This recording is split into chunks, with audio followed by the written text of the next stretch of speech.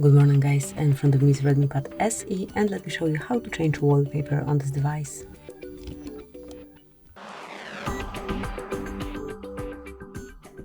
So first of all, open the settings, then find and select wallpaper, and now choose the source from which you want to select the picture.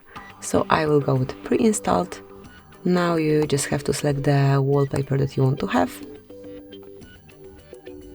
Let me choose, for example, this green screen.